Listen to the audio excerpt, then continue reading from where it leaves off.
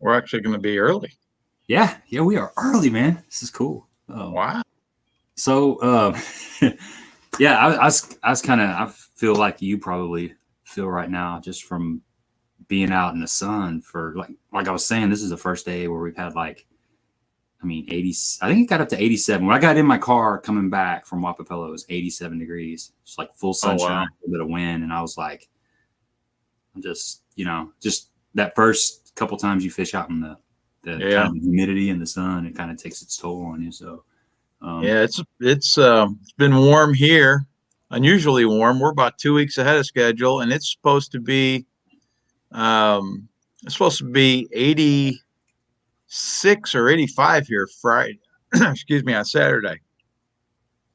Yeah, was so crazy. Yeah. Excuse me. I see Tom is on here. He said, howdy, everyone. The chug bug has finally started drawing bites here. I'll go grab a drink. Hold on. Sure. Caught 2 on it yesterday. And the glide baits next. Sounds good, Tom. Yeah, I'm going to start throwing that glide bait around a little bit more. Kind of going to be working on my deep cranking game and the glide bait a little bit. I don't know, man. I say that and then, I get to the lake and I change it up. But that's my that's going to try to be, and it's going to be my focus. I'm going to force myself to make that my focus. What's up, Phil? Just was texting to Phil. He was at Clearwater today, and I hope he had a better day than we did. I fished Wapapello today with Doug Cheatham, and man, it was tough. It was really hard to get, to figure out what was going on. What's up, Frankie? We got Gary in here. Got Colby Baker. What's up, bro? We got Doug in here. Okay, Doug. So we'll just go right into that real quick.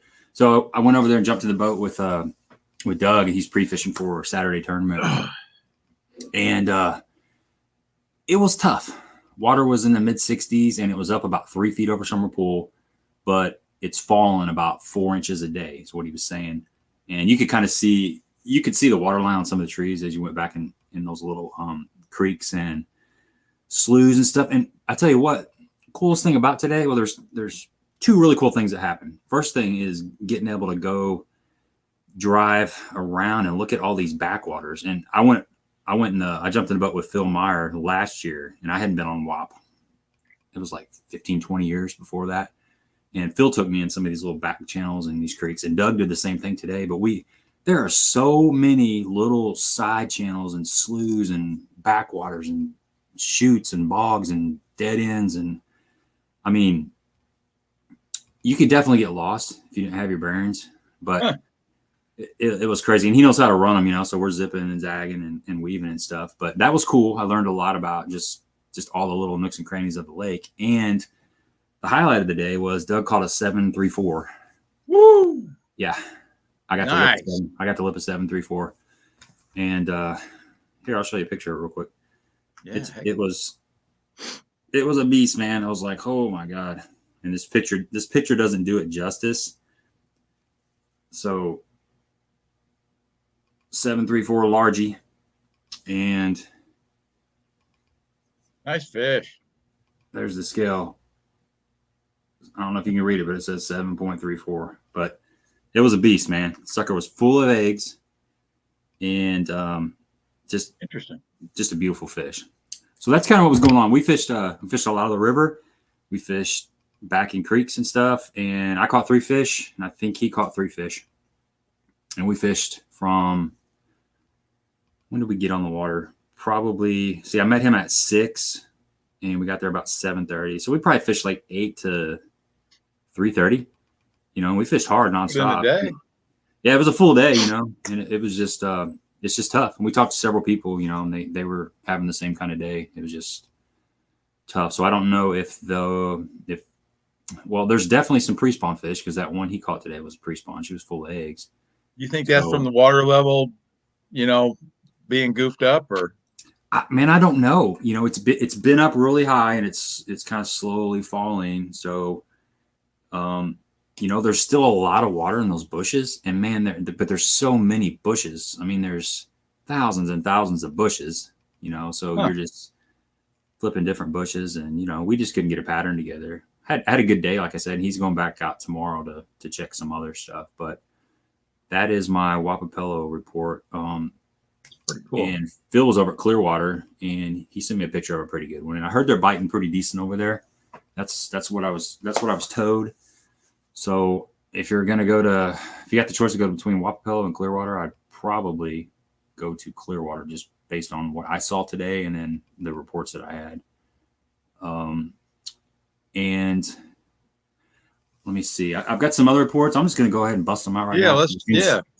Because the fishing report's live, and it seems like we always wait till the very end to get all that out there. But, and everyone just waits. Yeah, graciously. Yeah. So here's another Missouri lake, Duck Creek. Same deal, man. I went to Duck Creek Sunday. I didn't get down there till about 10:30, and it was cloudy in the morning. And I fished for about an hour with cloud cover, and then the sun came out. And that lake is kind of notorious for the bite just shutting off when the sun's out. There was a little bit of wind, which kind of helped. But same kind of deal. I caught 3 bass. I had one a little over 3 pounds up to the boat, and I was reaching down to grab it, and she pulled off. Caught her on a swim jig, and she just kind of barely had it in her lip. And then I caught 2. I mean, I think one was like 10 inches. The other was probably 12 inches. And then I caught 3 chain pickerel. But there's fry everywhere over there. Okay. I'm not sure, what kind of fry it is, but it's super small, like probably half an inch, maybe, if that. And it's in those dollar pads. If you throw a frog out there, you see it scatter. You see all the fry scatter around all the grass and stuff. You just see a lot of fry. And let's see, the water was. I don't even know what the water was. I didn't even have my graph on. That's one lake I go over there. It's just kind of flat. You got a lot of vegetation, so I didn't even really, get a water temperature. But I'm assuming it's going to be like mid to high 60s. And it was actually full. It had it was full. It had more water in it than I'd seen. So water level was nice. Grass is really thick over there. The lily pads in the middle. It looks like it's mid-June over there already. I'm not sure why, but it's definitely not lacking in lily pads and grass. It's way ahead on the grass scale, I would say. I went out and flipped a lot of the cypress trees. It's got a lot of cypress trees in the middle. Never could get bit. And the 9-9 Bass Club, which I'm not in it this year, but in the past it's been my Bass Club. I just didn't join this year because I've got BFLs and just too many tournaments.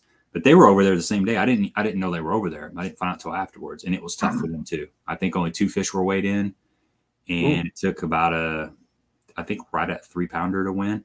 But I talked to my buddy Jonathan and I talked to my buddy Alan, who both fished it, and they said they just caught a few fish. And they said once that cloud cover went away, it got even tougher. So that's kind of what's going on over there. Kincaid. Let's do Egypt. I talked to my buddy Jerry, and he fished a club tournament over there. I think it was last week. If it wasn't last week, it was the week before. I think it was last week, but this will probably be relative to current fishing conditions. But he said it was slow. They they threw moving baits a lot in the morning and got just a few bites, caught a few on a buzz bait, but then they slowed down and started fishing Cincos. Okay. And he said the longer you could leave that sucker sitting there, the better off you were and the more fish you would catch. But it was a slow grinder of a day, and I think they got second place. I can't remember what weight they had. I want to say like 13 something. But good weight. Yeah, but the fish most of the fish they caught were post spawn. They were skinny. They had flat bellies on them. So that's kind of, if you go over there, you might kind of expect that a lot of those fish are going to be post spawn. And did he say anything about a shad spawn over there? No, he didn't. I didn't ask him, but he didn't talk about it. And there was a little bit of a shad spawn going on at Wapapello today. Okay. We ran into Randy Jackson. He's a local down there at Wapapello. Some of the guys on here probably know him, but he said that he said, "Did you know there's a shad spawn going on?" And Doug's like, "No, not really." And he said, "Yeah, I've been having them follow my spinnerbait back to the boat." Yeah. And I was flipping a tube.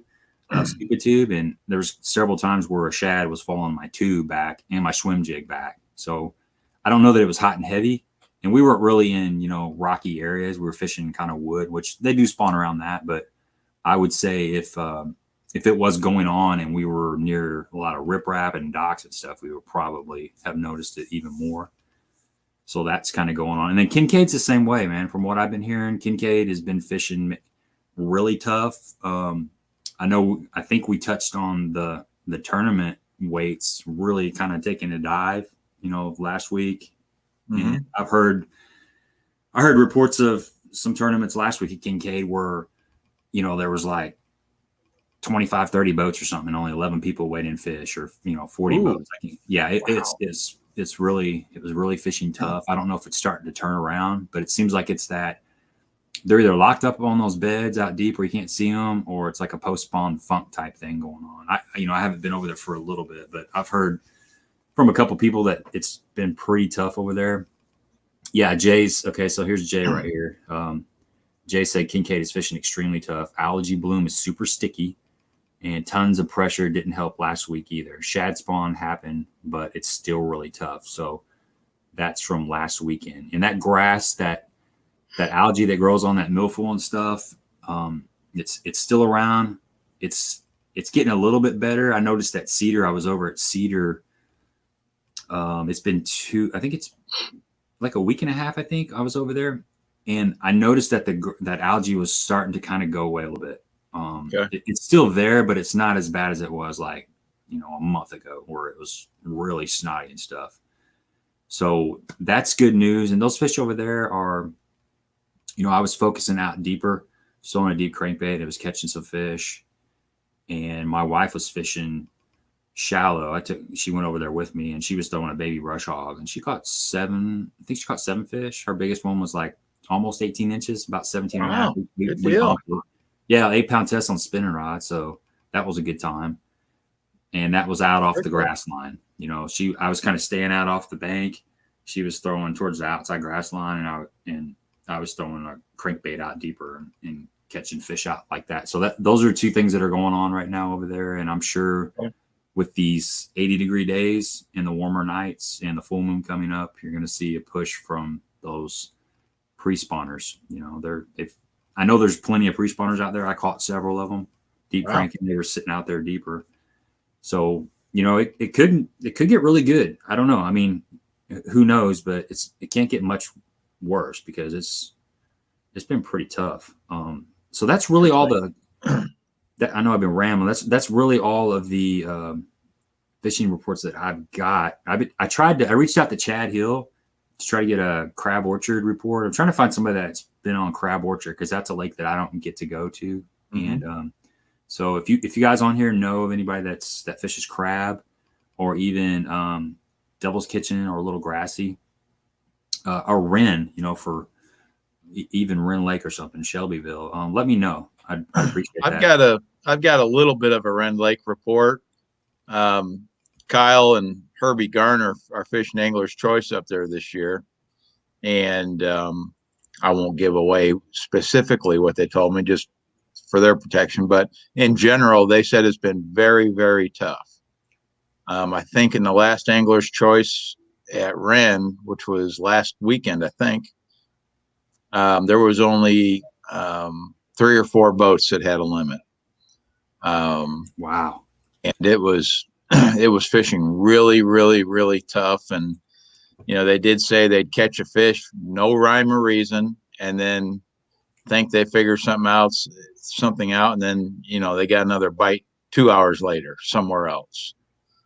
So it's been tough. So it sounds like there's a little bit of that going on down there. But it'll get better. Full moon might change everything around. You never know. You just go the next day and everything can change.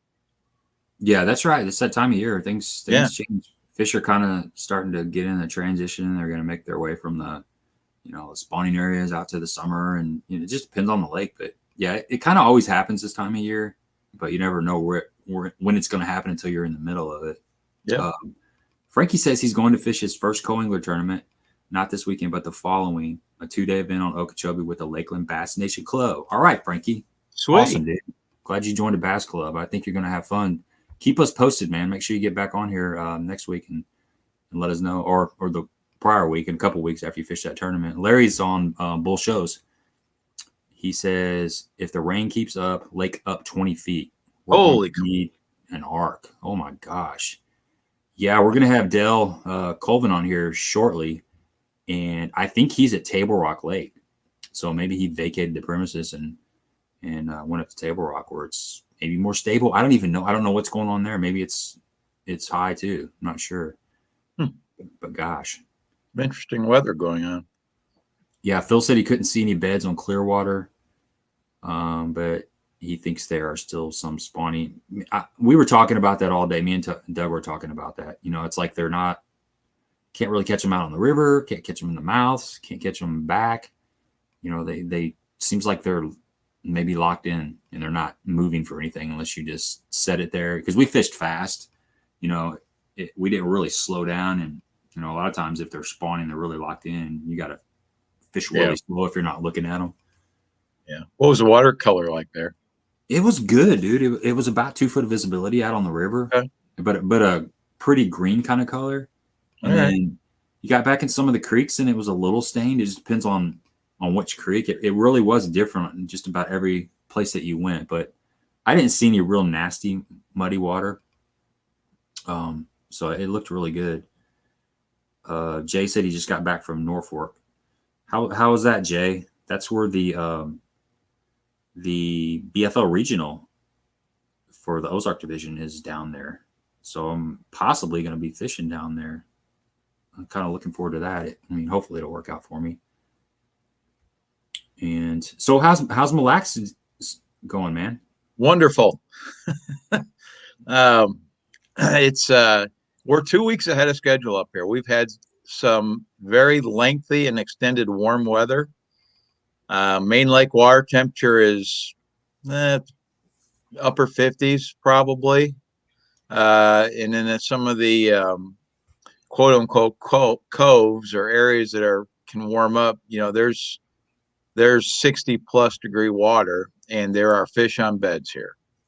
And my last 2 trips, we focused mostly on bed fish. And it's interesting, you'll go into an area and you can pretty much tell right away if you can catch them or not. If there's one fish locked on the bed and the boat doesn't spook it, you can probably back off and catch that fish pretty easy. And smallmouth are relatively easy to catch compared to largemouth off a bed. But then we'd also, in the same areas, you'd stumble on a bed and the pair would still be there. And so there was a mixture of that. And then we get into other areas and the beds were there, but there was no fish. So every little, and that might change every 500 yards. So it's just happening. And of course, you know, it's going to go, there'll be several waves that as this progresses, but we've got, I was telling Gabe before we jumped on the air, it's supposed to be 85 or 86 here on Saturday, and no cold weather at all in the forecast. Our lows have been in the 50s. So it's just popping really fast. And some of the things that we usually do in May, we kind of missed the boat on some of that stuff. And because we're just jumping right, you know, with both feet into this warmer water stuff. And so it's interesting. It's the warmest I've ever seen at this time of year. But the fishing's good, and I don't want to rub it in, but I had one tougher day, and that was on Monday. And that tougher day consisted of 25 smallmouth with 2 over 5. Oh, so man, you poor thing. So I know, it's just cry me a river. And then the next 2 days we made up for that tough day. So so it was nice. Today was an off day, so that was needed, and we hit the ground running again tomorrow with a few gentlemen from Texas that are up from the Lake Fork area. And my uncle guided the day, and they did pretty well. Actually guided some guys from Southern Illinois. Really? So that was neat. Yeah. And some 80-year-old gentleman who used to have an upholstery shop in Carbondale. And he mentioned his name, and I didn't know the name. So it's interesting. So they had fun talking Southern Illinois stuff, and they talked about Lake of Egypt and Crab Orchard today on the Lac. So it's kind of a small world. That's really cool, man. Yeah, and that's what we were talking about when I was on the phone when we hopped on the live stream here, and so it's happening, and I'm just blessed to be here. I'm gonna take advantage of it every day. Heck yeah, dude. Jay wants to know if you got your flogger out. Did you get your flogger on? My flogger. Yeah, the big traffic cone thing that you put down in the water. That damn thing. No, yeah. I don't own one. You don't own one? We do have a literal traffic cone in the driveway where the rain has washed out part of Jason's driveway. I suppose I could throw that in the boat and pretend I knew what I was doing. There you go. The water is, we haven't had a lot of rain up here, although it rained today, and the water is gin clear. And so like longer casts have been required. But when you see a bed, it just looks like a freaking beacon. Unless you've got wind and clouds or something, you can see a bed from a long way away. It's just, they're plain as day. At least the shallower ones. Anything in 5 to 6 foot just stands out like a neon sign. And you go see if there's fish on it. If there is, you back off and you drop a Ned Rig in there and you catch it. Nice. Pretty much it. Looks like Jay caught a smorgasbord of fish. 9-pound hybrid. Yeah, I guess that's on Norfolk. And 19 walleye. Huh. Nice. We've been catching a few walleye here, but they're already starting to move out. A couple of guys that I know that guide for them here are already starting to chase them out fairly deep a lot sooner than what they normally would. Wait, I just discovered the secret at Kincaid. Live shad. Billy said he smashed them on Kincaid Tuesday. Bought a bucket of shad from the shad store by Route 3. Big bobber, 3/0 circle hook, 3 to 4 pounders, smashing them in the grass. So that's like some Florida shiner fishing going on there. And then Casey said he's been catching more frog, which we kind of touched on that slightly last week. We were talking about there's a real good topwater bite that'll just happen all of a sudden, like over at Kincaid right now. We were talking about it being a buzz bait because we were talking about the Gerald Swindle, buzz bait.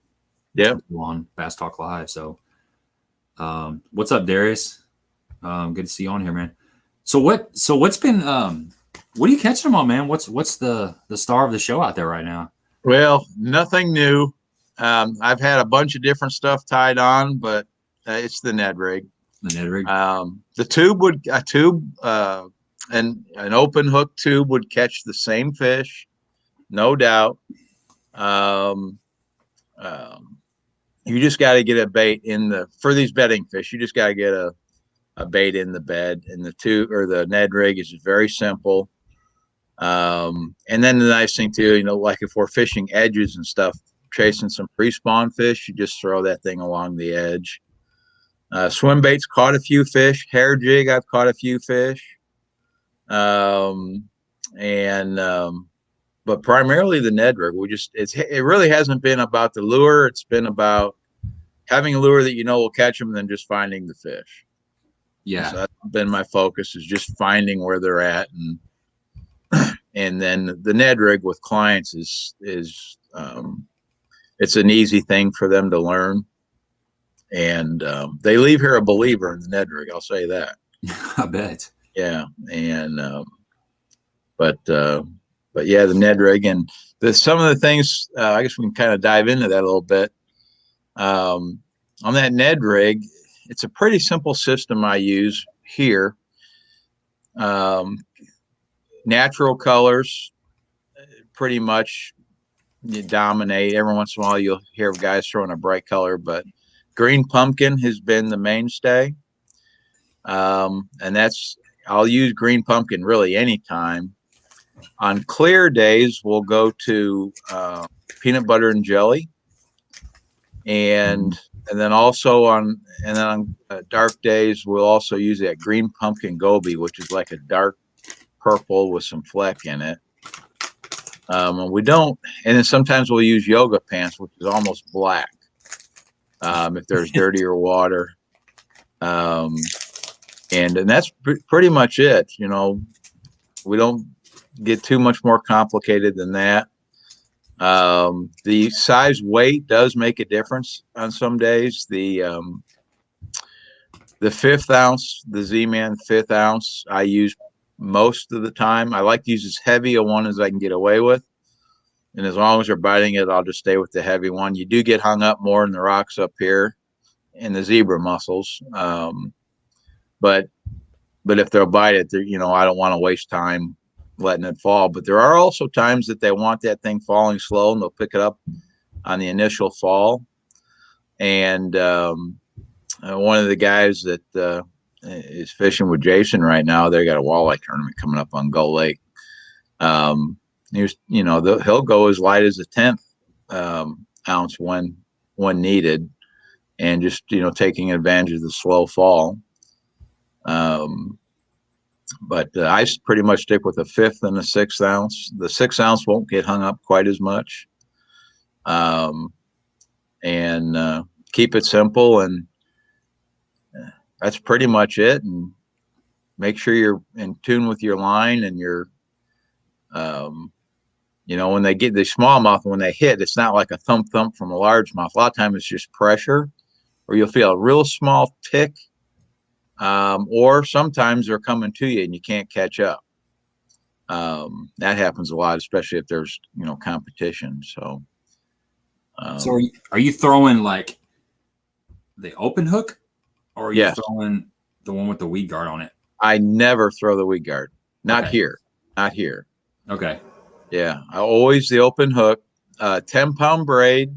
I will go to 15, but all my stuff's rigged up with 10-pound braid, and then 8 or 10-pound fluorocarbon leader. And if they get real finicky, I will drop down to 7-pound leader. That hasn't been necessary yet. And then I'll make sure my leader is at least the length of the rod.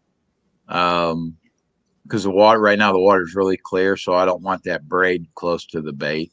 Sure. These fish get enough pressure where I think that could make a difference. So you just been throwing like the TRD? Yeah, the TRD. Yeah, just the small one. And the hula stick will work too. If I'll use that hula stick, I'll cut a little bit off of it, off the front, and sometimes that little tail that has seems to trigger a few bites. But the fish haven't made me scramble yet, so you know, those are all little adjustments you can make. Have you thrown this one yet? The ticklers? No, I have not. I guarantee that'll work. It's got, you know, it's kind of like it's like a tube-ish, you know, it's a tube kind of liquid. It's got the little tentacles. So when I was at Table Rock, I started kind of throwing that thing around. Yeah, that'll work. And catching some fish. Yep. I'll definitely bring them up. I pulled out a couple Ned Rig things. Just, you know, like when I was at Table Rock a couple weeks ago, I was catching them on that little ticklers, and I was catching them on this. This is a little 3-inch Ned that Hawgz Custom Bait makes, and I kind of wanted to show you. This is their peanut butter and jelly color. Yeah. Which I don't know how well it's going to show up. Let me see if I can do the old Kevin Baxter Baitman thing. Oop, there you go. They're slimy. Okay, so that'll catch fish. That's basically it's the same color I'm throwing on peanut butter jelly. Basically, it's a translucent kind of purple. But see, now this is the Z-Man. You know, right here, their PB&J color. So it's similar, but this one's actually a little more translucent. The Hawgz is a little thicker on the end. It's a little thicker. You know, it's a little bit thicker. Not giving it justice. It's a little bit longer too, which you can always pinch that off. But they both float really, really high. So that's 2 of the baits that I was catching them on. And then I got 2 more baits real quick that I'll show you. I see Dale down there, and we'll get him in here in a second. But I picked these up. They're Rage Ned Craw, and it's just black and blue swirl. And they're just a little baby, look, a little baby Rage Craw, and they're pretty cool looking. Fish. Yeah, one of the things you're talking about how their bait floats up good.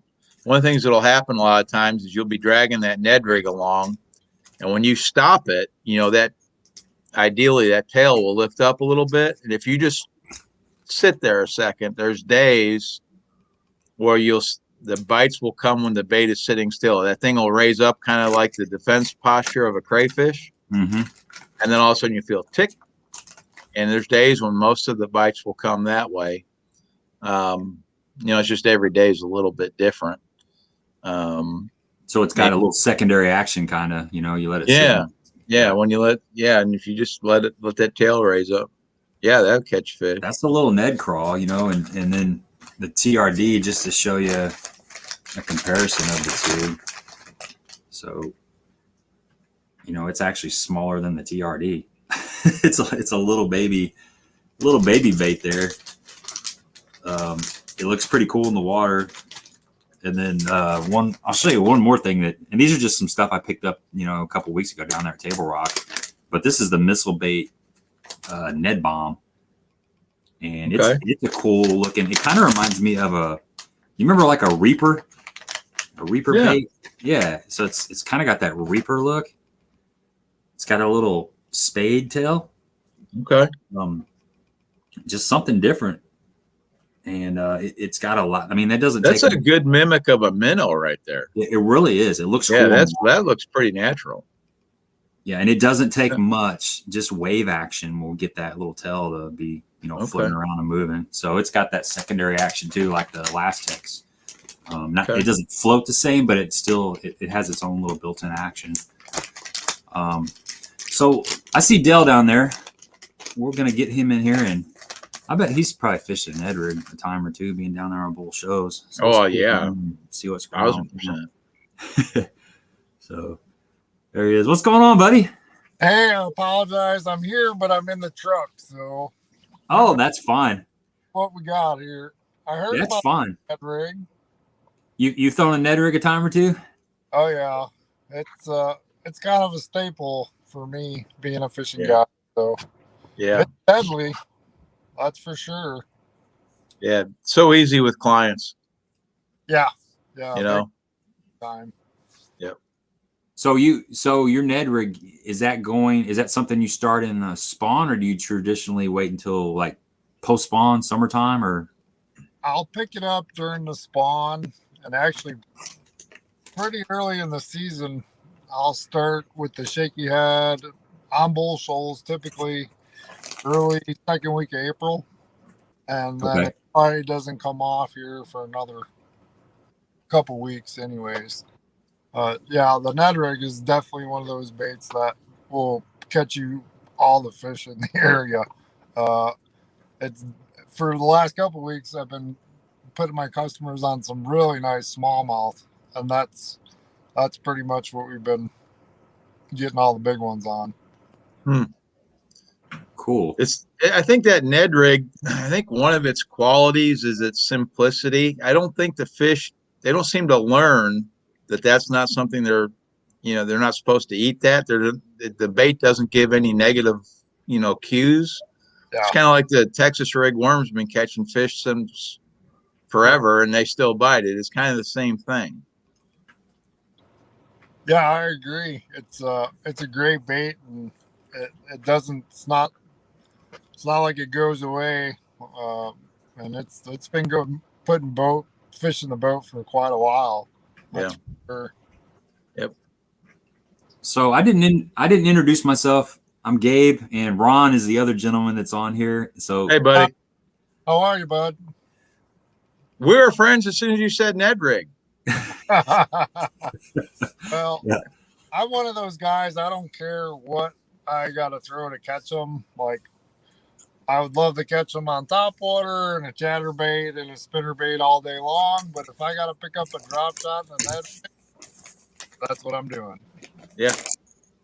Yeah. I'm the same way, man. People ask me, what's your favorite way to fish? And a lot of times I say whatever the fish are biting, because I just kind of get into it. Now if it doesn't go away for a while and I can't do anything else, I might get burnt out on whatever it is. But if it's working, I'm gonna try it for sure. Right. So somebody on here was saying that bull shows is really high right now. Is that going on? Bull shoals has come up 3 inches today. Of course, I'm up here farting around on Table Rock. I did take a couple days off, so we're 21 foot high today. But bull shoals is the whipping child of the chain, and I kind of like the high water myself. It kind of positions the fish where I know where they're at. Makes it a little bit easier, and it's kind of like an adventure every year. You can go back in some of these creeks, maybe a mile or so that you can't do the whole rest of the year. So, and those fish will move up in a lot of that new growth. But it's definitely challenging fishing on bull shoals. Most lakes you go to, there's areas and spots that you can fish, but it's always changing as the water comes up. Water comes up 5 foot, and it adds miles and miles to catch fish. So it's just one of those challenges. You really want to find a pattern more than anything whenever you're on bull shoals when the water's high or rising. I got you. Yeah. Now, So, what is? go ahead, Ron. Go ahead. When Ron. the lake's like that, like 20 feet high, how long does it stay that way typically, or is there really no rhyme or reason? There is a rhyme and there is a reason. Of course, you could go on Facebook somewhere here or there and start a big controversy on why they hold the water, but that's what the lakes were designed for. Bull shoals seems to hold a lot more than the rest, but it is what it is. Like from what they're made to hold water and produce electricity, and that's what they do. Typically, the last decade or so, we've had fluctuations of 20 to 40 feet every year. So it's not like it's uncommon anymore.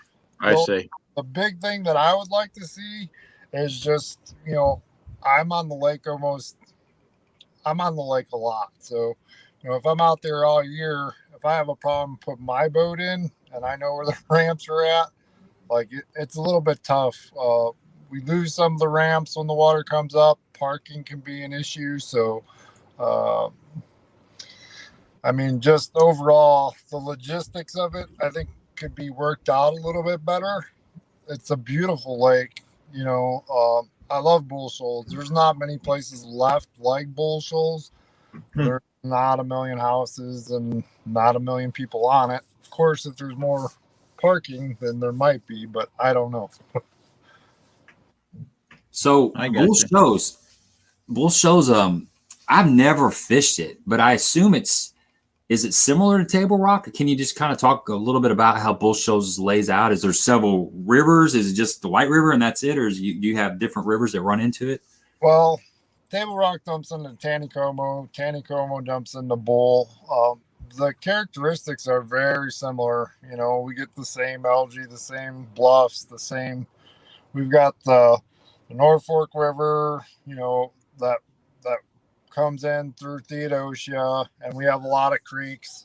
It lays out the lay of the land, but they fish very similar. So, all in all,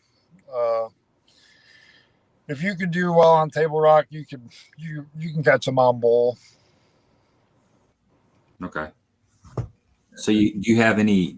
Is it just all clear, or do you have some places you can run if you want to find some stained water? You can run to find some stained water. Typically, when you go up, I guide mostly because I live in the town of Bull Shoals. It's if you're going 60 miles an hour, it's going to take you 2 hours to get all the way to the other end. So I typically don't start my guide trips that way. So I do generally fish from Big Creek down. If I get guys who want to fish a tournament or something, I'll refer them to a different guide on that end of the lake. Just because of the logistics of it, it's not feasible for me to take a 2-hour boat ride. So if worst possible scenario, it takes me a half hour to go find dirty water if I want to fish dirty water for the day. But all in all, I do spend a lot of time in the clear water, so it's not anything that I'm afraid of. Mm-hmm. Well, I know a lot of guys will they want to fish their strengths, and there's big fish and there's lots of fish in the clear water too. It's just different techniques and things of that nature. Yeah. Phil Meyer says last time he was at bull shows and it was way up, he killed them on a floating worm. What are some, I guess we'll kind of pivot into what are some things that you throw in the high water and some things that are going on right now over there? Well, I will tell you right now, I'm throwing the Ned, and it has a brush guard. Okay, gotcha. That's clue number one. Okay. I think a lot of guys get caught up in kind of fishing it, because 22 foot of water, we've got buck brush right now. So it's not real easily where you're going to go drag a jig off a point without hanging up a half ounce or a 3/4 ounce football jig. So, there's different ways of doing it. You can, I'll throw a beaver style bait or Texas rig as opposed to something that I know is going to get hung up. Some of the jigs are pretty good and you can work them through there, but just changing your approach that's the big key, and it all depends on what you want to target.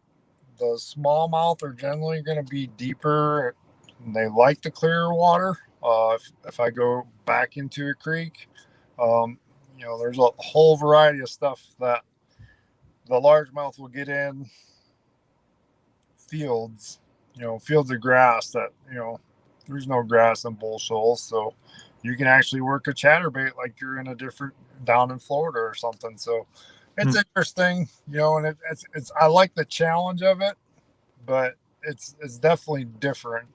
You don't want to fish bull shoals like you do in the winter when the water's high. Yeah. You're just going to lose a lot of stuff. But top water is starting to go, that's great for going.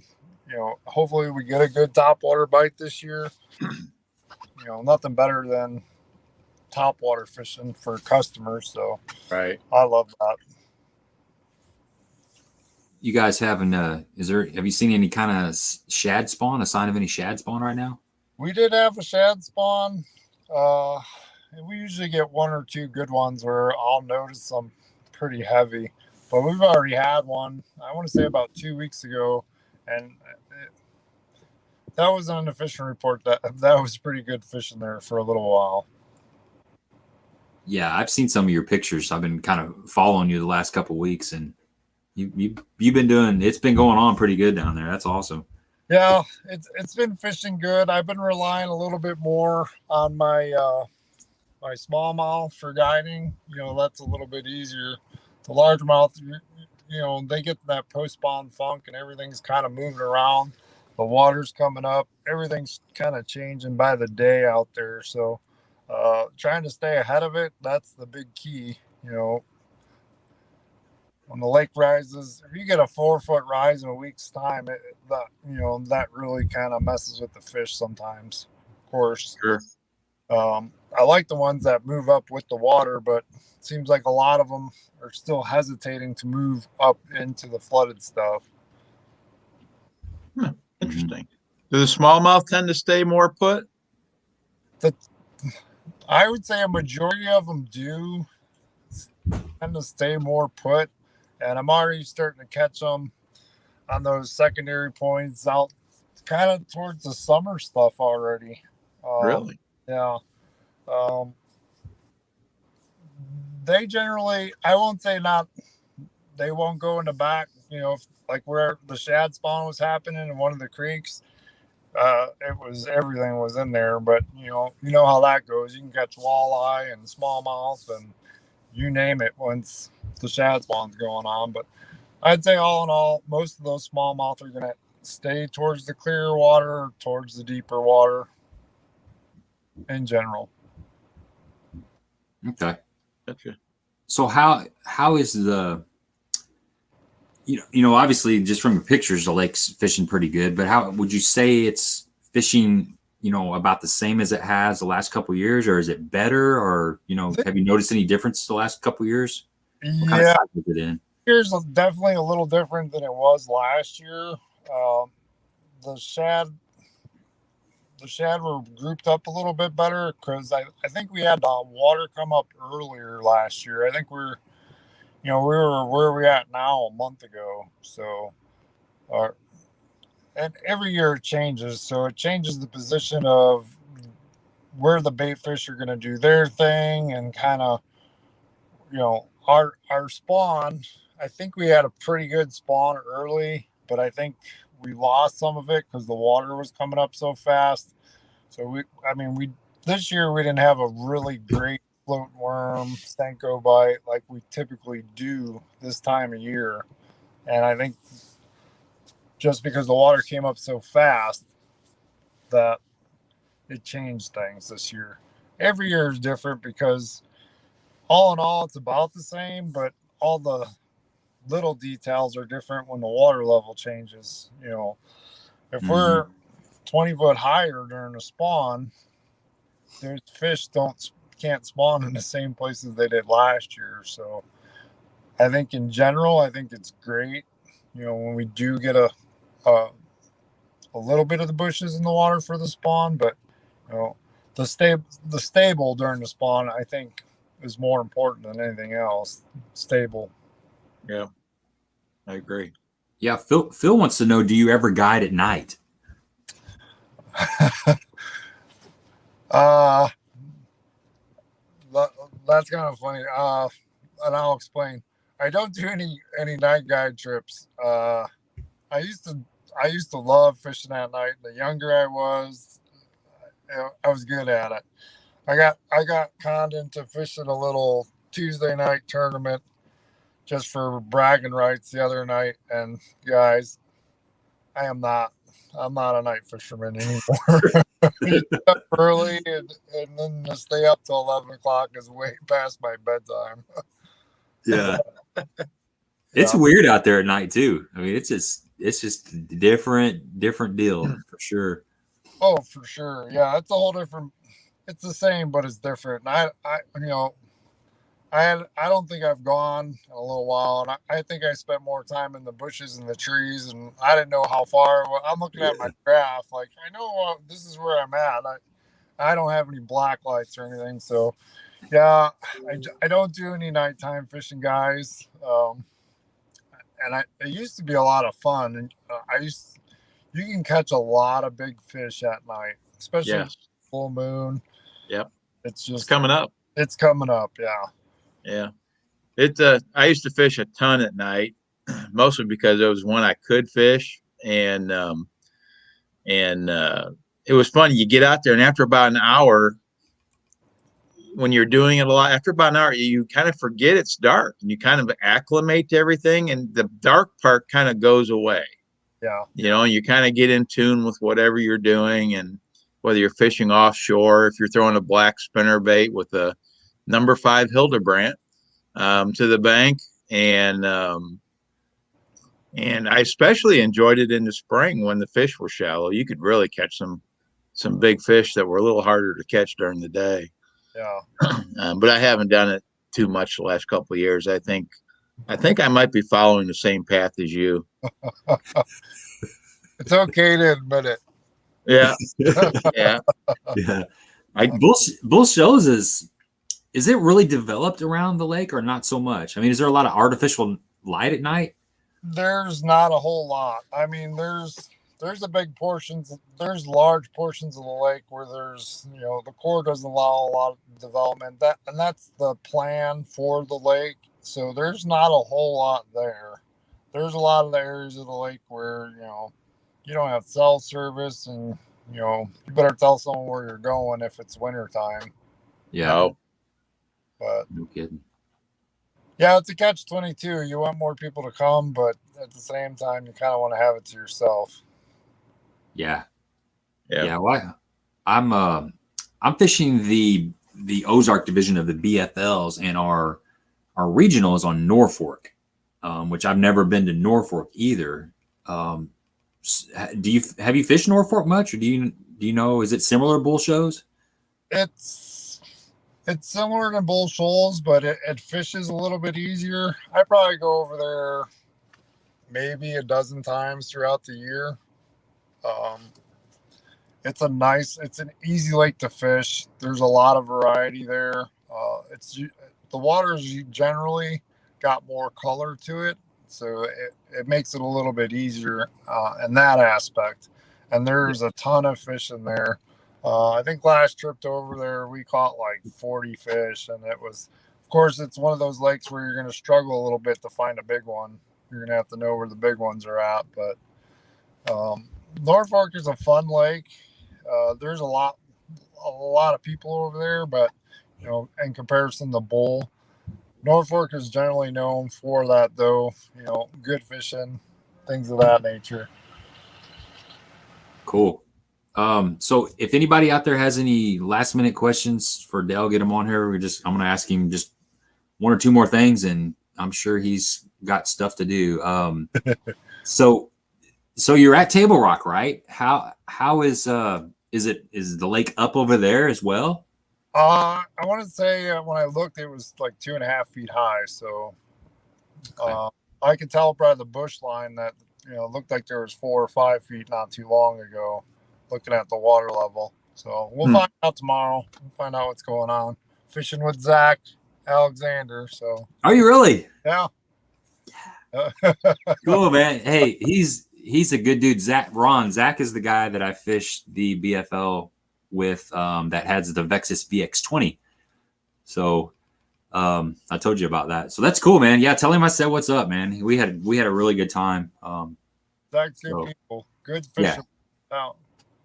Yeah, he really is. He showed me all about the old drop shot, because that was definitely what was going on Table Rock when we were there. Oh, that's good. Yeah. That's good. That's awesome.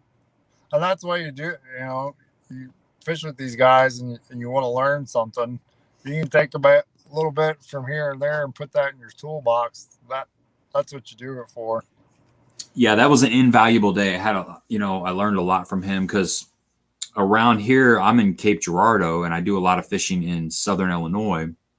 And a lot of our lakes have grass. We don't have the lakes like Table Rock or Bull Shoals or Norfolk that are straight up rock and timber and bluffs and, you know, flat points and pea gravel, all that stuff. So it's, you know, I fished Lake of the Ozarks several times, but even Lake of the Ozarks is different than, you know, Table Rock and Bull Shoals and stuff. So it was nice to have.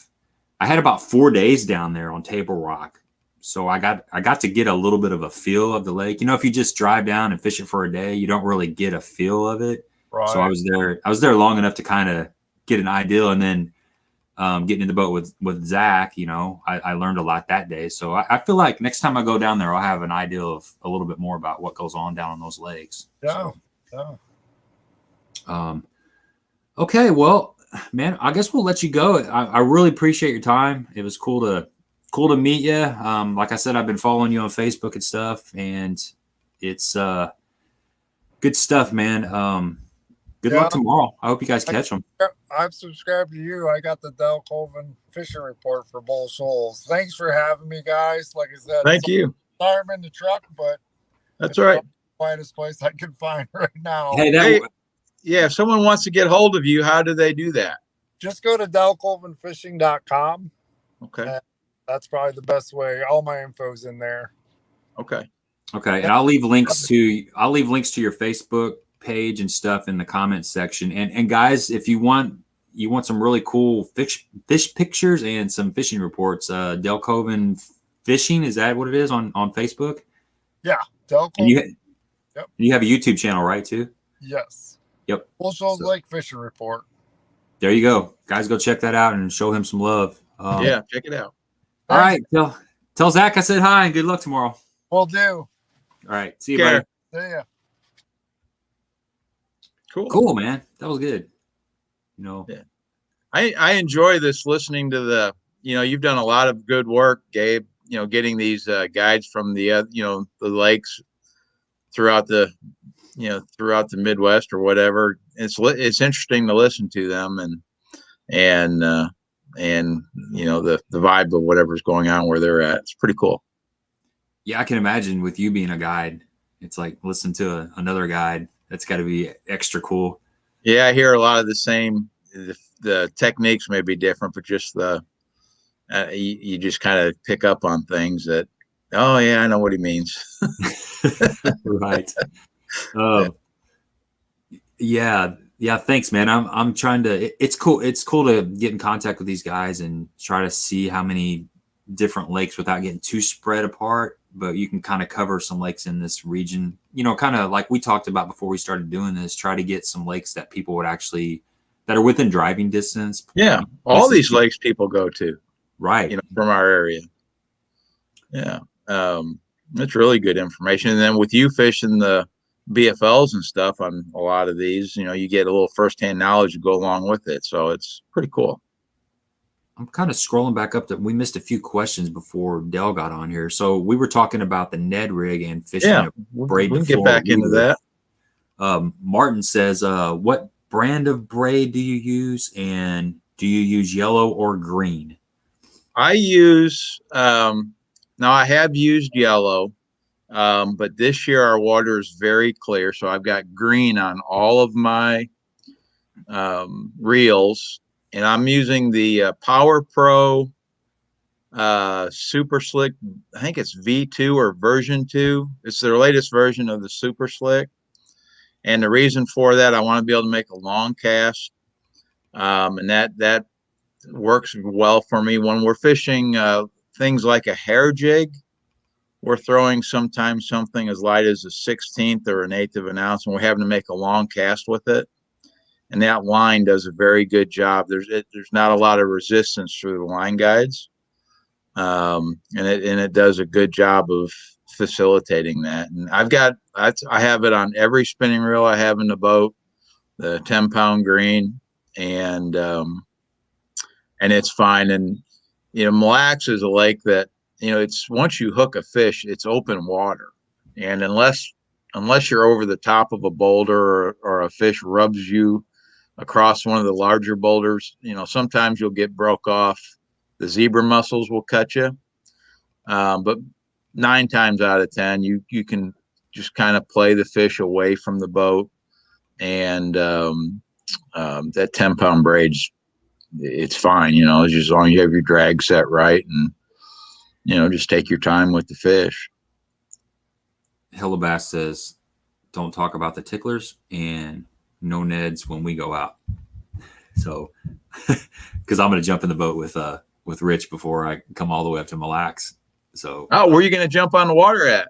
I don't know. It's yet to be decided. He asked me the other night what kind of fishing I was wanting to do, and since I'd be, obviously not Ned Rig and like hair jigs and stuff, because I'll be doing a lot of that with you. So, I just hopefully maybe there'll be a frog bite. I don't know, but we might be just skipping jigs around docks and stuff. So we'll see. So I don't know what lake yet. You'll catch him. I think so. I'm excited about it. Eric says he's down at the Rock. Hey, ask Hellabass if he got any of those. We had tornadoes down by the cities last night. Ask Hellabass if he had any bad weather. Yeah, Rich, do you have any bad weather? If he's still on here, he may not be on here. So I always use, back to the braid thing, I've been using like 15-pound just Power Pro, and I tie like an 8-pound leader for my spinning gear setup. But on one of my rods, I have this nano fill, this Berkeley nano fill. Yeah, it's that white line. Mm-hmm. Yeah, and it's pretty cool. It actually casts really good. It's real supple, and it wears out a little bit faster than braid. You might have to replace it a little bit sooner than say Power Pro, but it's pretty cool stuff. They had it on clearance at Academy 2 years ago, and I just bought a couple spools of it, and so I've got that on one rod, and then the other 2 rods I just have 15-pound. What action and length of rod are you using for that kind of stuff? Well, this is kind of my shaky head / Ned Rig rod, and it's just a 7-foot medium to Tula. I actually got this This is a sweet rod, man. Tatula. I got this like for half price at Academy, and I wish I would have bought 2 or 3 of them. I didn't realize how sweet of a rod this is, and I've got it just rigged up with a. This is a 3. I think this is a 3000 series. Okay. No, this is a 2500 series Sahara. You know, so Okay. just a Yeah. Sahara spinning reel, which I love. Shimano makes a really good quality. I'm the same way. All my reels are Shimano. They hold up for me through guiding season. You know, they'll make it several years through guiding season. So I've been really happy. Is that a fast tip with the 7-foot medium? Yeah, it is. It's a, well, you know, it's a, I mean, I know that doesn't really tell it, but it gets, you get some backbone about 20%ish down it, you know, so this much tip, and then it starts getting kind of meaty right in here. Probably let's see, tip, and then about the 4th, in between the 4th and 5th guide from the tip, it starts really getting a little bit meaty. So get some backbone. I mean, yeah, you got enough tip to where, you know, you can feel that bite without pulling it away from them. You know what I'm saying? You can let them kind of chew on a little bit. But now my other rod that I use for drop shots is it's the St. Croix Legends Extreme, and it's a medium light. It's like a 6'10", I think. You know, it's a lot lighter. So, but it's an extra fast, so it's got that really fast tip, and it loads up really good. It keeps them pegged. Okay. So, yeah, I've got most of my spinning rods for the Ned Rig all basically just 7-foot medium fast, and that's a very versatile rod too. You can throw a swim bait on it, you know, up here. I've thrown drop shot on it all the time. It's fine. It's something that's pretty versatile. And I've even thrown top water on it up here. So, Rim has a quick question here. We got Lance down there. I'll bring him in just a second. I want to get to this question real quick from Rim. So this is kind of for me and you. He wants to know what your favorite bait is on cedar, and then he had another follow-up question down here somewhere. And then what's your favorite lure of all time? So what's your favorite bait on cedar and your favorite lure of all time? Well, other than not in the winter, but at any other time, not in the winter spawn, I like a Texas rig worm on cedar. And I'm not a guy that punches the grass a lot. I will, but I'm kind of old school, and I like to fish offshore when I can. And that's how I learned the lake years ago. And so I like to throw a plastic worm in the brush piles, which there's a million of, or, you know, just main lake structure. That's my favorite way to fish cedar. Doesn't always work, but that's my favorite way. What was his other question? Your favorite bait of all times. My favorite bait of all time. These are big. Well, I would include the worm, but then right behind it, probably, man, I just like a spinnerbait. Whenever I just like spinnerbait fishing whenever I can get one to bite it.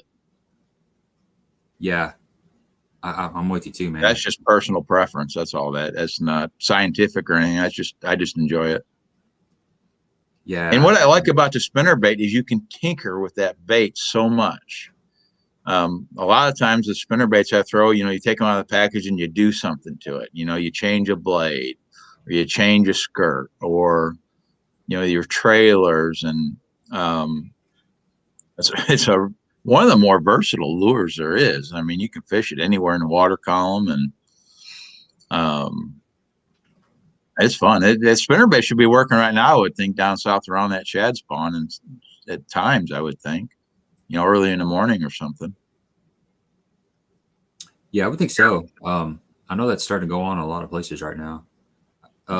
So Rim, my favorite bait to throw over there at Cedar is,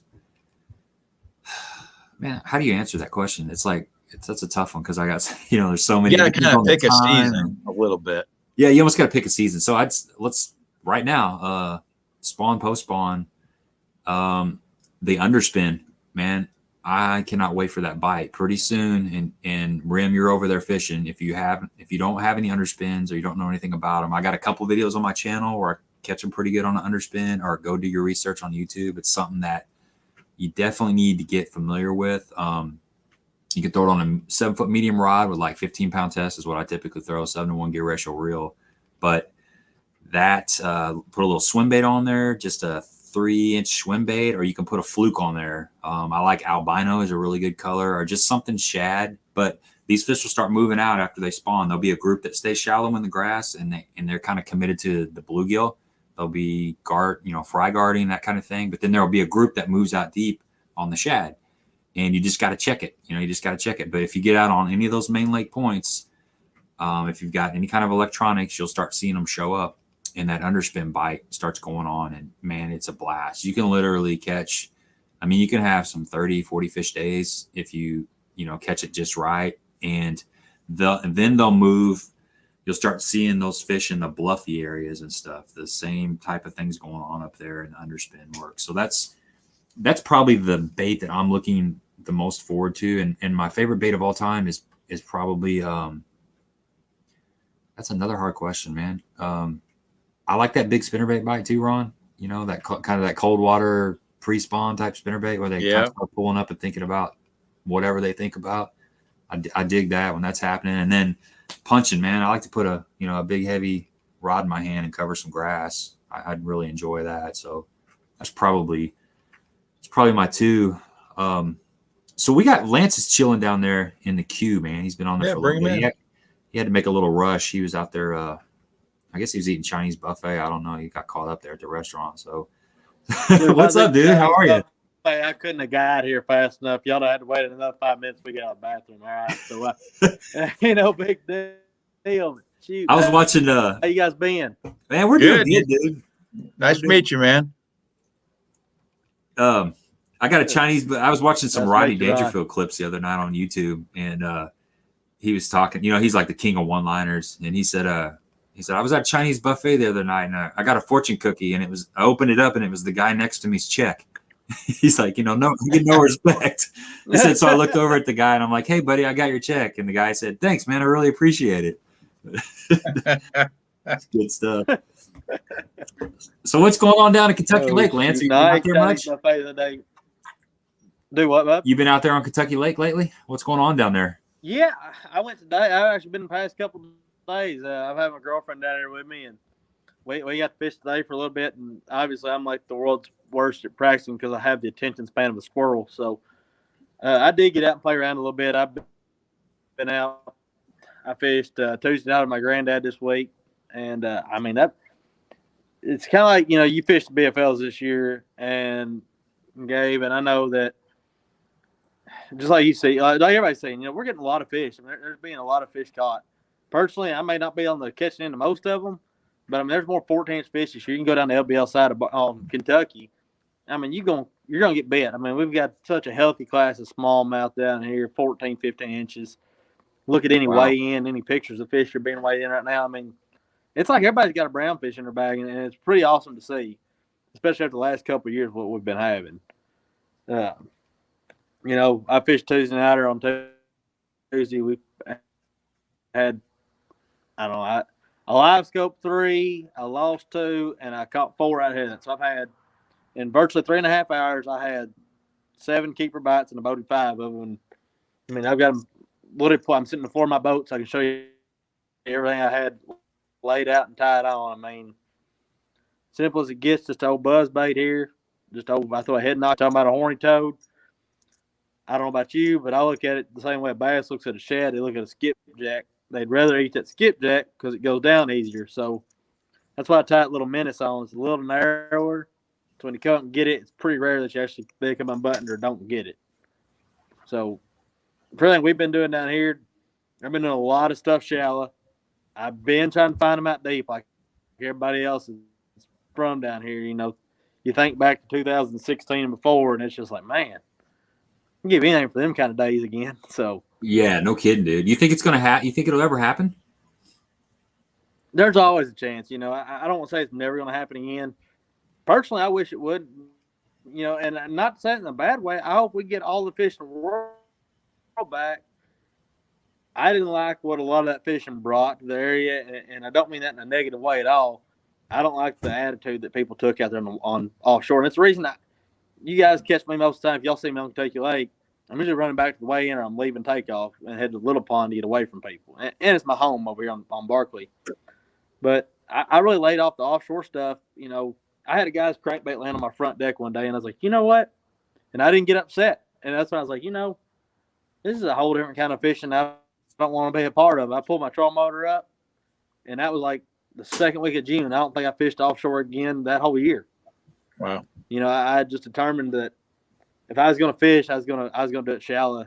And when I was shallow, just isolated stuff, you know, different stuff that you're not going to be sitting there boat to boat to boat on. But, I mean, if you're down here and you catch them, there's a lot of times you're going to catch 2, 3, 4, even going down a bank in just a small stretch. So I hope the numbers are still good. The numbers are consistently increasing. Talk to anybody down here, the number of fish you're catching, and it's great to hear. I just hope that everybody, you know, has that respectful mentality to kind of give some more space than what was happening there whenever there were 40 spots on the whole lake that had fish on it, 180 boats know where them 40 spots are. Yeah, dude, that's man, when I first started fishing that LBL division, it was tough for me to be a part of that because I wasn't used to crowding people. You know, around here, if you do the stuff that you do down there, that people do down there in Kentucky Lake, you'll get your tires slashed in the parking lot, man. There's no ifs, and buts about it. It just doesn't happen around here. And, you know, it took me a while to get used to that kind of people fishing right on top of each other. And, you know, I don't care for it either. Yeah.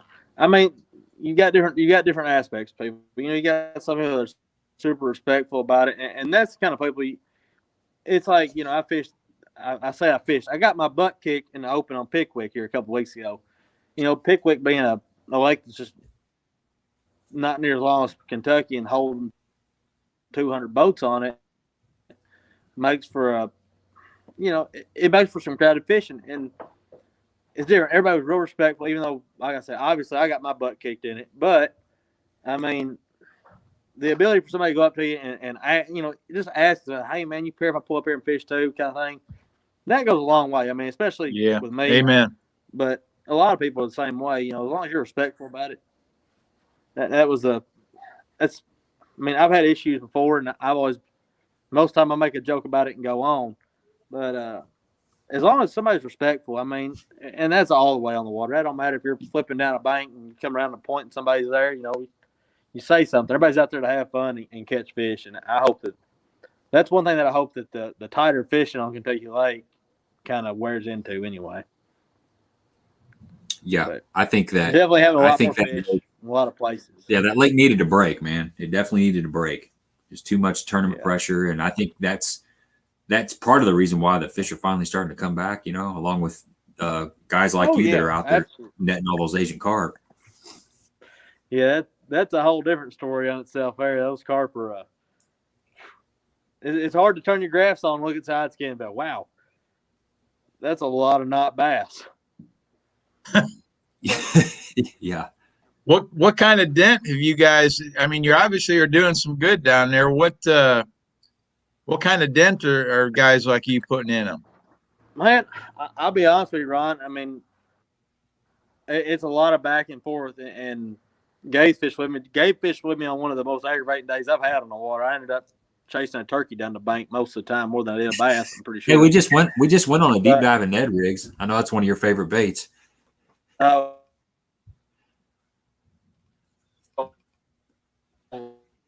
Lower, but we lost you there for a second. I think you're back now.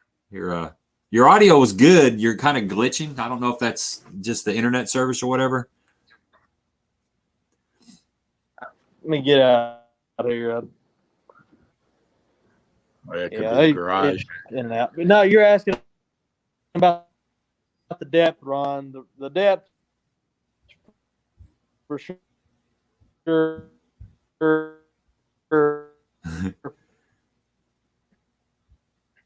We're losing you a little bit. Hey, if you lost you. maybe maybe close this out, Lance, and click on that link again and see if that can it'll bring you back in and see if you got a better feed. Man, he's got a lot of good information. Sorry that his feed is kind of messed up. I was just kind of listening to what he was saying versus looking at the picture because it was real glitchy. But Lance lives on Kentucky Lake, and he's also a commercial fisherman. Or he runs a commercial fishing operation, so he's out there on the water doing the netting and the harvesting, all the Asian carp. So that's kind of what Ron was referring to. Basically asking him what he's seeing out there and how much they're harvesting. So maybe he'll click back on here in a minute. He can get a better connection. Yeah, but you know what though, when I get back, I'm taking my boat. I'm gonna fish Kentucky Lake a little bit, and that of course the smallmouth. The word, I've heard this smallmouth thing now a little bit, so that's got my interest peaked, and being able to go down there and generally just fish shallow, not have to worry about the ledges. I'm 2 hours from my house. I can be on the lake down there. So, from Southern Illinois, I've been silly to not take advantage of it more than I have. There's Lance. He's in the queue. We'll pull him back in and see what's going on with him. Hey, we got you now, buddy. We'll try this again. I walked inside, got on Wi-Fi. So we'll see. That's 150 times better. That's 150 times better. There you go. Yeah, that like Lance was saying with the mixed bags being on the way in. We were just while you were gone, Lance. Me and Ron were talking about the smallmouth fishing coming back or being real consistent down there in Kentucky Lake, and it's pretty much everybody's got 2 or 3 smallmouth in their bag. It seems like when they weigh in, so they're really are. And they're in places. I caught one. I guess it's been second BFL. I caught a smallmouth in a bush. I mean, they're not just like you're only got to be on the LBL side of Kentucky where it's famous for. I mean, you'll catch them everywhere. I mean, that's a pretty telltale sign of a real healthy smallmouth population. So I know. Well, before I cut out there, Ron, you're asking about a depth. Man, be honest with you, I catch anywhere right now from a foot to 20, but it's just a matter of having confidence in where you're at down here because Kentucky Lake's always had a lot of fish. We still have a lot of fish. We never really didn't have a lot. Those fish had to adjust to everything that was going on. I mean, biologically speaking, from going out and shock boats with the Department of Fish and Wildlife down here since I was 18, the numbers never decreased, even though we had such tough and miserable tournaments. And it would make me so mad because, like, they would shock. There were 2 sections they had to keep shocking. They shocked their same areas every year. And 2 of them ones that I put it in regular rotation. I had fished a tournament on Saturday, and they shocked on Tuesday. Never had a bite on Saturday. We went there on Tuesday. They shocked up 22 or 23 bass or something like that down that stretch. And, like, really? I think 10 of them were keepers. And I'm like, man, like, I need to figure out what's going on. Like, do I need to tie a dang Ned Rig on or something? Or do I need to I scratched my head, I'm telling you, it might work, but and you guys I may make fun of that stupid thing, but I've seen my butt kicked a lot of times out of the back of my boat by a joker, especially on head of fish. Get your head back in the game anyway. Yeah. I mean, I don't know what it is, but man, they suck it in. When it's tough, you can get bit on that. That's the silliest thing. Joseph wants to know, but what's your thoughts on Barkley? You spend much time over on Barkley? Man, I live right here. I mean, it's right out that window. So I've spent my whole life on that little lake, and here's the thing about Barkley. Barkley's a lot dirtier. Right now, we're having a problem. Just started today. Really, the lake started to turn over. So if you get on Facebook, there's a little page on there called Kentucky and Barkley Fishing. Just a real general Facebook page kind of thing. And somebody posted a picture. They have all these dead shad and little white bass, and, a lot of fish that are dying. It happens in a lot of these bigger bays every year. People just don't really catch it necessarily all the time. It gets real hot real quick. It happens once every year, every other year. You get these big fish kills. Well, it happens over here real quick and a lot more often than it does on Kentucky. So that's a little issue. Like, I've got a little tournament on Saturday, and after what I saw today, I mean, I caught a few fish this afternoon. I caught them shallow. I ain't gonna lie to you. I caught them in 2, 3, 4 foot of water. But after seeing all these you hit the troll motor and clear water would come up under you. This is right now. And I don't know if the question is just for in general or small town, or right now. But in general, Barkley, you're not going to get, in the way I've always seen it, you're not getting near the bites you want in Kentucky, but a lot of times they're better quality. So it's interesting. So I've got a friend of mine, but our population, our health-wise, are a lot about the same on both lakes. Barkley generally a shallower and dirtier lake than Kentucky. But that's an advantage and a disadvantage. People claim the fishing's a lot tougher on Barkley when these lakes were in their heyday or whatever. The main reason for that was when these lakes were on fire, why would you come over here and hunt down 7 or 8 bites when you could go to Kentucky and catch 100 of them off of school? Mm-hmm. So now I got your comment here now. I just moved from Mississippi. So if you come to Mississippi up here, first thing you need to do is leave the 12-foot pole and minnows back at the house because you're coming from crappie country there. But no, these lakes are all really good, and they've got a healthy crappie population, bass population, and all in all, these lakes, both of them. I mean, I fish the bank a lot more than I try to give off, but it's about those smaller sections that give you confidence. So I mean, over the years, I've lived here for 26 years now. You develop confidence in areas, and everybody does. But the biggest thing I've learned is the area is key, not spots. I get in an area I feel confident in, and I'll work that area over. And eventually, you kind of make a milk run out of those places. It don't take long. I mean, I learn places every week. I try to forget everything I know and restart and dissect an area I feel confident in. So I should I'm trying to follow these comments to come in here. Boy asked, should you use swim baits? Swim baits are great key on Kentucky. And oh yeah, I mean swim baits are going to be good anywhere. Anywhere a fish is going to eat a shad. Right now, these fish on Kentucky and Barkley, they're feeding on 2 different main kinds of forks. They feed on the shad and crawdads. Well, what's different about shad is you got lots of different ones down here. You got your threadfin, you got your gizzards, what we call yellowtails and bluetails. A fish is going to eat whatever's easiest for it to eat. Mm-hmm. So you got something like a skipjack that's real narrow, and that's what I was referring to earlier with that buzzbait. The smaller the profile and the more attention you can grab from it, the more apt you are to get that bite. And that's what I'm saying. I know the horny toad come out forever on that buzzbait, and that was a great thing. All I do with that menace, that Strike King menace, is I changed it up a little bit and got a little smaller with a little more action. It just increased my hookup ratio. And yeah, they get it better. It's not such a big bulky piece of plastic like horny toad. They're not skin hooked. They usually got it down in there pretty good because they're not going to come up there and just knock it out of the water. They're going to want to get their whole meal because of one bite. So back to the swim bait question, I'm real bad about veering off. I'm, like I say, ask Gabe. I'm ADHD. I'm sitting there looking up on the bank, squirrel, turkey, whatever's in my way. But man, that swim bait bite on bark is a lot different. You're not getting near as many bites. It's harder because the water's dirtier. It's not a swim bait is such a visual bait. It's so hard to do it in dirty water. Not to say it can't be done. I've caught many of them on Barkley on doing it, but I always try to find that cleaner water to throw swim bait on, especially on these 2 lakes, because they're keen on that shad. So they're going to eat a swim bait. It's just you got to put it in their face to do it. He's got another question for you. If you're targeting smallmouth on Kentucky Lake, do you have a certain bait you use in certain areas? What do you look for smallmouths?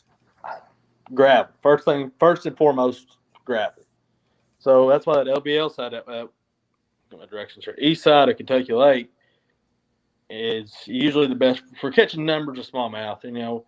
Gravel bars, current breaks, those smallmouth are always going to be related to current. They don't like getting too far away from it. Smallmouth are super aggressive for a reason. And the reason they're aggressive is because they want to fight that current, get what they want to get, and they don't take no for an answer usually because they don't want to come to that. A, they don't want to come to the boat, and B, when they hit something, they want to kill it. And so personally, if you want to go out and almost guarantee yourself to catch smallmouth in the mornings, I would be on the main lake of Kentucky Lake on the LBL side first thing in the morning. Whether it be a top water, I throw a 3.25 Raid swimmer in, I think it's albino shad, or I've got a few of them in Pro Blue, but those 2 colors right there on a single head, on a quarter, or even a I think it's a 3/16 ounce head.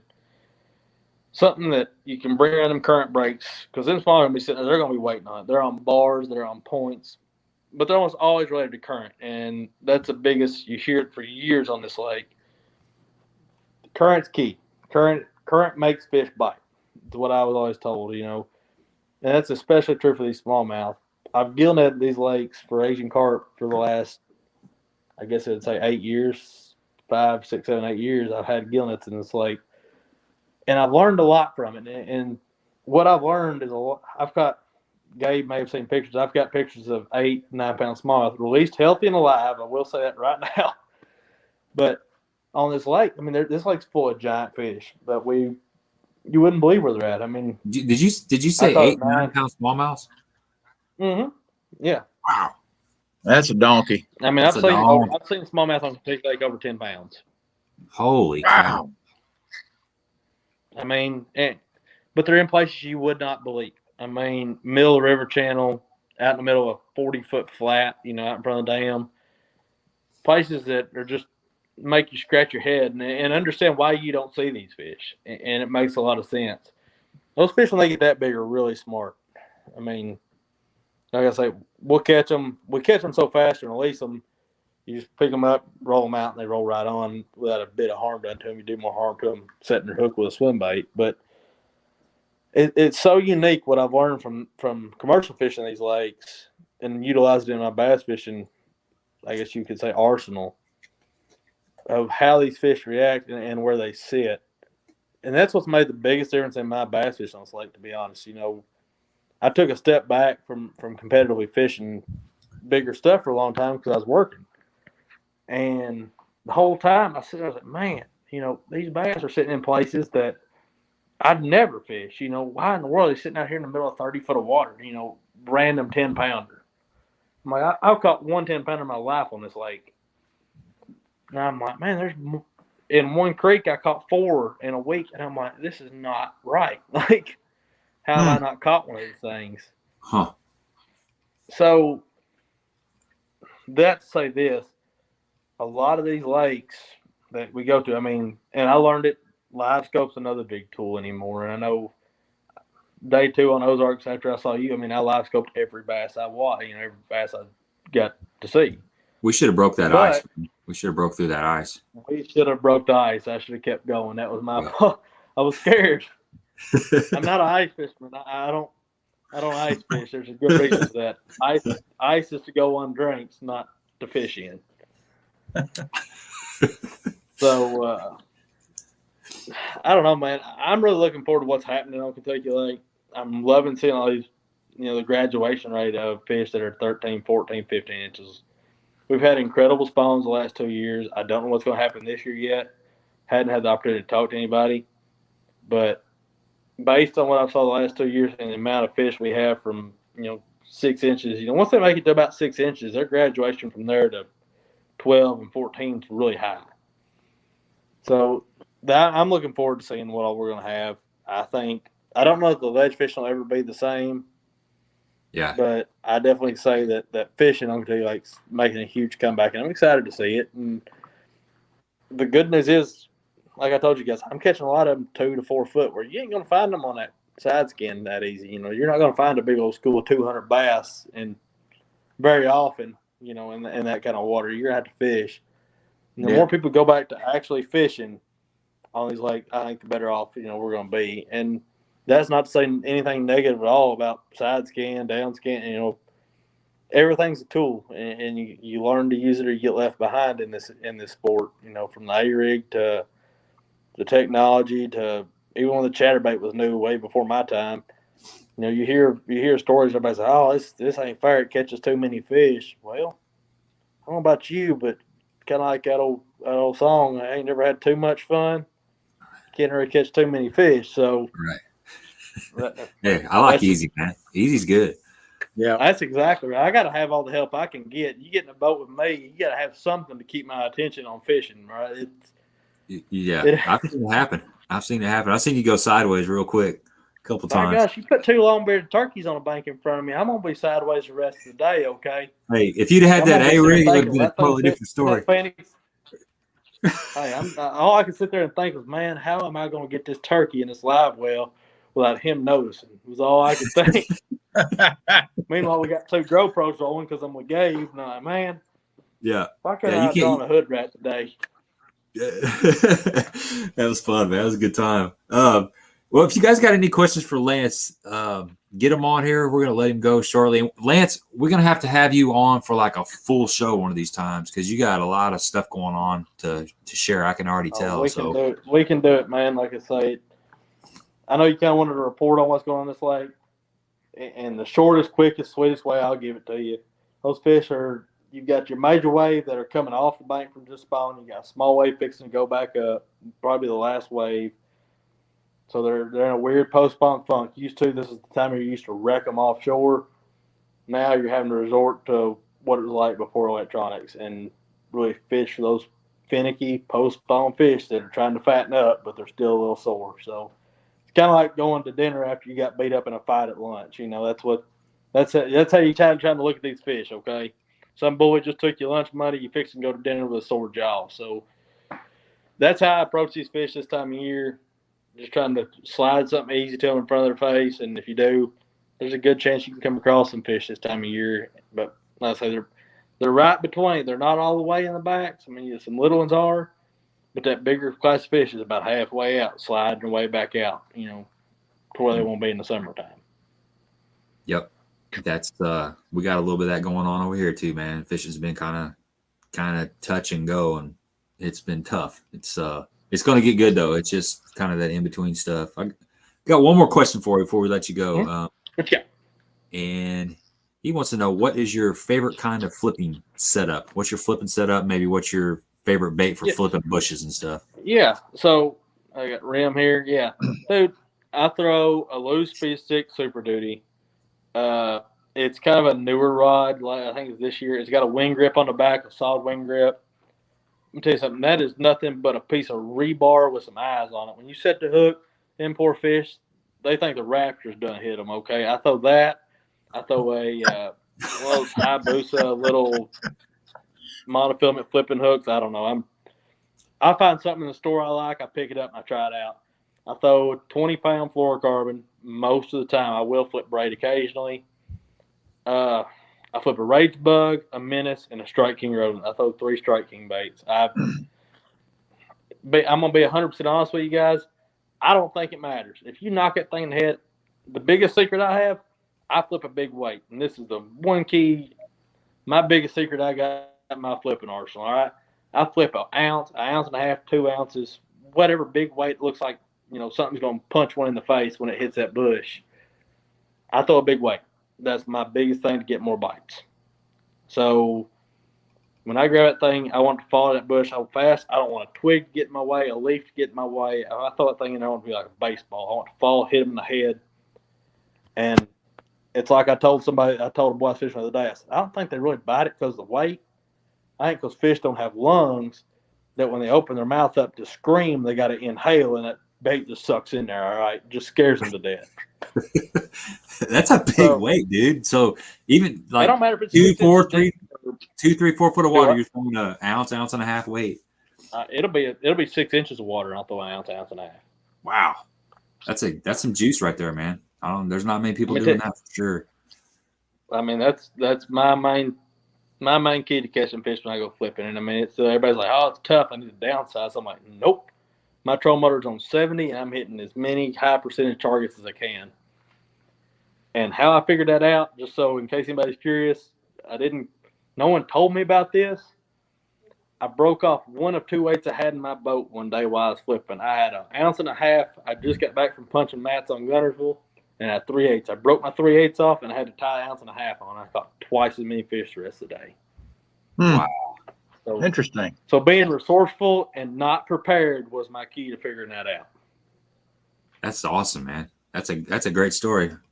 That's just you didn't really have an option, man. You just kind of got to throw what weight you got. I've done that, not that extreme, but I've went down a stretch before just flipping a 1/4 ounce and not getting bit, and shallow, 1.5 2 foot of water, and then come back through with a 1/2 ounce weight and catch a couple fish down there. So not as extreme as what you're talking about, but definitely that faster fall rate. Sometimes they don't have a choice. They got to suck it in. I miss a lot. I mean, don't get me wrong. Like, that's not necessarily the key to catching your 20-pound bags. I've done it, but it's definitely key to getting more bites. And to me, if I can catch more fish, in my head, I'm like, eventually I'm gonna knock one big jokers in the head and scare it to death. Right. I catch a lot more little fish that way, but like I said, I get bit. So and confidence is everything in this sport. I think anybody who's gone fishing, everybody's out there to catch fish. No one's out there to just practice their casting. So trying to do something a little different. And that's my different tip my biggest tip I can offer to anybody in the spring. Don't be afraid to just go do something off the wall. That's good stuff, Lance, man. Good stuff. So, all right, man, we're going to let you roll. We're going to get off here. All right, we're going to start to get this thing down. But, dude, I appreciate you coming on. It was good to hang out with you for a little bit. And do you have any social media or anything anybody needs to know about? Yeah, I mean, like I say, here I can pull it up. I might have to be quiet here, but yeah, I've got anybody wants to follow on Instagram here. I think let me get it up here. It's just Lance_Freeman. That's the easiest way to get hold of me. You got any questions, y'all can message me on there. I'm pretty sure I got a link to my Snapchat, Facebook, whatever else. But you got any questions, like I say, it's usually a comedy show on there anyway, not because I'm trying to make it funny. That's just my real life at this point. So you guys want to give me a follow, whatever, I'll try to make it entertaining. And if anybody has any questions, I'm always more than happy to help. I was that kid growing up forever that was like, man, what would this guy do in this situation? And I was always too afraid to ask. But it's fishing. Everybody's just trying to go out and have fun, and that's what I want. I want more people to be involved in sport, having fun, and just enjoying it. So, like I say, this is all our passion, or we wouldn't be on here watching and talking about fishing today. So, yeah, whatever you can do to help anybody out, I'm always more than happy to help. Amen. Appreciate that, man. 30 seconds. You got 30 seconds. What's your favorite swing bait for Kentucky Lake? We can't let you go, man. We can't get enough of you. A Strike King Raid Swimmer, a 3.75 for Kentucky Lake. I like a bigger one. If I'm going smallmouth fishing, a 3.25. Albino shad, I have 7 pegs full of them in my garage, and they're all the same. 3 7.25s and 4 3.25s. Every one of them the same color. There you go. All right, man. We will holler. I'll be in touch with you, Lance. All right. Appreciate meeting you, man. Hey, appreciate it. Not Ron. Nice meeting you. Everybody, thanks for watching. See you guys. All right, take care. Later. Good stuff, man. Yeah, we're gonna have to very have him on like a full show because he is just getting started. He's got I'd like to get further into that commercial fishing with the Asian carp, and because they're obviously doing something good down there. Because I mean, him and all the other guys that are doing that they're doing something right. So yeah, they're just as much as responsible as Kentucky Lake making a comeback as anything else, in my opinion. And I don't think it'd be happening without guys like him. 100%. Yeah, 100%. So you got a trip set up in the morning? Yeah, I want to roll here in a minute. I got actually I'm on every day until you get up here. So so that's good. That's a good thing. Cool. Yeah, I'm about ready to jump off here too. I was just kind of scrolling up to see if we missed any major questions. I saw somebody asked about sunglasses. What kind of sunglasses do we prefer? I use Costas. I've had a couple sets of Costas, and I've used the Vermilion Red and then just the Amber. What about you? There's now I'm going to get the names of them wrong, but you can go on Costas. I wear Costas also, but on Costa's website, they talk about the different lenses and the amount of light that they let in. And I believe it's the Copper Sunrise lets in like 20% more light than like a standard mirrored, like a green mirrored lens. That's kind of what you want right now up here for sight fishing. Helps you see into the water a lot better. And then the other, I wear green mirrors for most of my other stuff. But that I think I call it Copper Sunrise. But they have some really good information on Costa's website about the different lenses and what they're good for. So I won't butcher it too bad because I'll get it all wrong. Brock wants to know, do you know Christopher Smith? No, I don't. No. Okay. Let's see. Brock was a co at Table Rock with gosh, I forgot his name. He was just on here. He was Dale was going fishing with him tomorrow. I just drew a complete blank. But yeah, that dude was really, really cool. Had a great day with him. Zach, yeah. Zach was fun. Let me cruise through these real quick, Ron, and we'll jump off. Yeah, that's fine. Look at this. You see this comment? He's out night fishing. Well, man. Old Ham. I wonder if his dad's with him. I can remember cool, I remember Hamilton going when he was just a little kid when we'd all be out there. There was a night crew at Cedar back in the day, and myself and Jay Zapp and Mike Hamilton and this old guy named Pete Linsner, and there's a few more, but we'd all be out there, and those were some fond memories. I can remember Hammy being out there when he was a kid, out in the middle of that, and always catch some fish out there.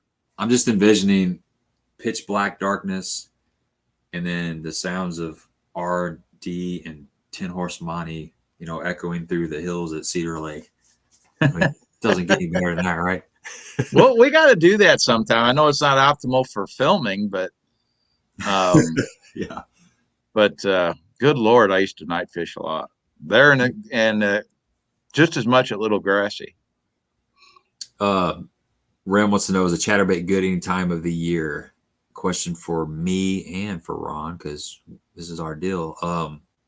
I would say, other than the winter, I'd say once that water gets really, for me personally, like 50, the low 50s is when I start thinking a chatterbait can come into play. What about you, Ron? Yeah, well, that tournament, that first little fish off we fished together, that water was right at 50. That's right, it was. And we smoked them on a chatterbait, and I'm sure they were biting it in the high 40s. I mean, that wasn't a deal that was just starting to happen. And then that chatterbait's a little bit more versatile.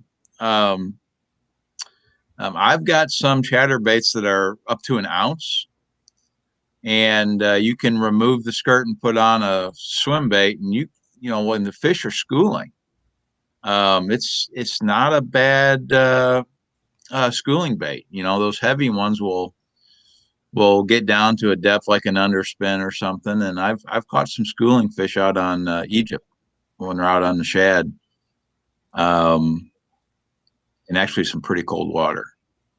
Yeah, so, they're not seeing a chatterbait down there in right less than really deeper than 8 feet. That's so. And if you're doing that, you're kind of you're just doing something a little different.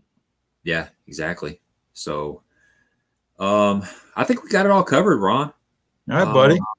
Yeah, it was a pretty smooth show. We had some great guests, a lot of valuable information on there, for sure. Yeah, kudos to you as always for getting these guys lined up, man. Do a great job with that. Appreciate that, man. Appreciate that. And kudos to you for jumping on here every Thursday night and being a part of this little thing that we got going. I think it's bringing some good content to everybody out there.